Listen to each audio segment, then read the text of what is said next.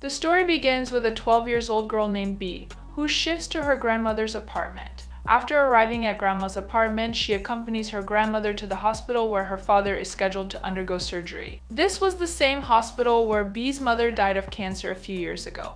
When B meets her father, he apologizes to B for not being able to pick her up. B tells him that you don't need to treat me like a child, I'm grown up, to which her father says, you're right, life isn't always the same. Consoling her, he says, don't worry as I have to do a minor surgery, but I am not sick like your mother. He is told that you will not stay here in the hospital, but you will go home and have fun. I will also get well and come back soon, B. She agrees and leaves. When B goes home at night, she finds her mother's camcorder without a charger, so B goes to a store to get her charger. When she returns with the charger, she sees a creature.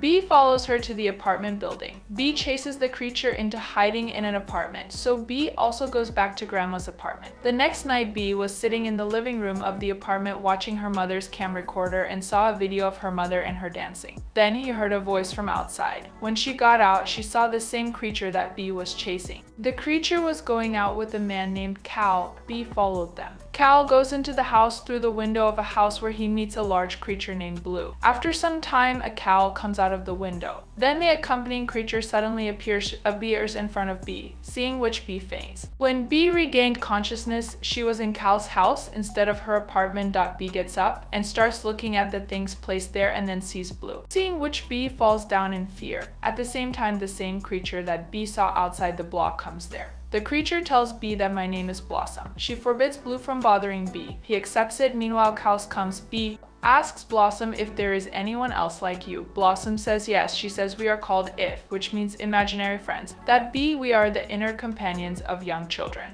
B asks Blossom what you guys were going to do tonight. Then she explains that we are looking for a new baby for Blue, so that Blue can be hers since the one who had Blue is all grown up, and no need for Blue anymore. And if Blue doesn't belong to anyone, he'll disappear from this world forever. Cal tells B to go back now, to which Blue makes a face and says to Cal, B is a little girl, let her stay with us. B didn't like it because she was starting to think of herself as big. She says, I am not a little girl, and leaves. The next day, B visits her father at the hospital where she sees Blue. B asks him, what are you doing here? And Blue, instead of answering, asked her, what are you doing here? B told him that she came to meet her father. B said to him, other people can't see you, so if they see me talking to you, everyone will think I'm crazy. B went to Cal's apartment with Blue and told him that she wanted to end all this drama now. Blue's face fell. Blossom told B, we just want you to help us find new children so that we can become important to someone again, because the ones we used to be important to have grown up and we no longer matter in their lives. B asked Cal, if I help you, will everything become normal? To which Cal replied, nothing will become normal. That easily B saw a book titled Memory Lane there, which contained information about different ifs. After reading the book, B told Cal, I am ready to help you. The next day, B goes down memory lane with a cow, where she sees many ifs. A Cows Down memory lane introduces B to an elderly Teddy Lewis. He tells Lewis that B wants to help us find new babies, so Lewis agrees. B returns from memory lane. She goes to the hospital to meet her father, where she meets Ben, a child she had previously met at the hospital. B asks him if he has any ifs. Ben says no. B asks if he needs any ifs. Ben says yes, which makes B happy. B goes back to memory lane with a cow, and after interviewing all the ifs, she takes some of them and the cow with her. They all go to the hospital. B tells Ben, I've brought some friends for you. Whoever you see will become your if. B brings the ifs one by one in front of him, but Ben doesn't see any ifs because not everyone can see them. Hearing Ben's perspective, one of the ifs becomes angry and tries to attack him, but Cal stops it. However, when Ben doesn't see any ifs, Cal becomes disappointed. B meets Lewis and tells him everything, and he says that maybe the if doesn't need new friends, perhaps it wants to find its old friends who have now grown up and forgotten their childhood. At night, B asks her grandmother what she wanted to become when she was little. Grandma told her that she wanted to become a dancer. And your grandfather also liked my dancing. Grandma tells her that she even performed in a theater where only 6 students from the school were invited to perform.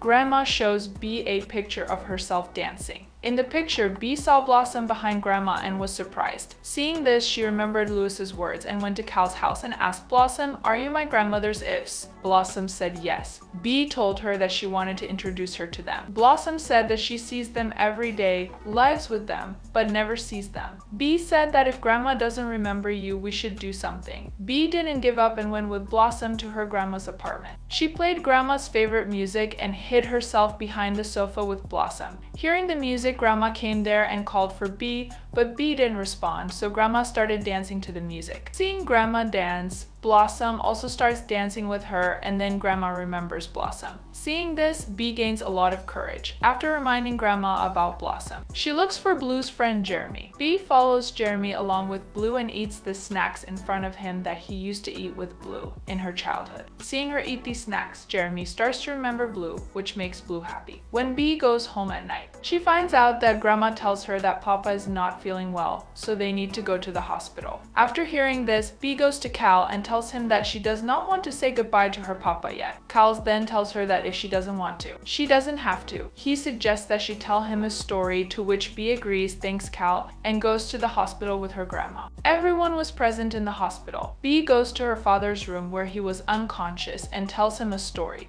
She says that there was a little girl who was very sad and frightened. She tried every possible way to stay away from the world, but she couldn't succeed because she had you. In other words, she was telling her father her own story. She says, "I feel the safest with you. That's why I can't let you go now. I am still the little girl and I need you." After telling the story, B starts crying, and then her father regains consciousness and tells her that the story was very nice. But what happened next? Seeing her father awake, B happily hugs him. On the way back from the hospital, B thanks someone for the cow by saving the door to her apartment, but no one opens it. Then an old woman comes and tells her that this is not anyone's apartment, but B is disappointed to see that it was a storage room. B's father had recovered from the hospital and now B was going back with him. After putting her things in the car, she finds a painting she made during her childhood. In this painting, besides her mother, father, and herself, she also painted Cal. Seeing this, B understood that Cal was her childhood if. Taking the painting, B went back to the same apartment where she had met Cal. She talks to Cal and apologizes, saying, "You might think that I don't need you anymore because I have grown up, but I actually need you even more now that I am older." B then closes her eyes and opens them after a while. She sees Cal standing in front of her along with everyone else. As soon as B sees Cal, she grabs him and hugs him, and then she leaves with her father. Grandma bids them farewell, and she watches Blossom standing with her. Seeing this, she says that now they should go inside as well, which makes Blossom happy. In the next scene, we see Cal introducing the old friends of the Ifs to each other who are now grown up, and the film ends here. I hope you enjoyed the story of this film. If you have friends like Ifs who always stay with you, tell me about them in the comments.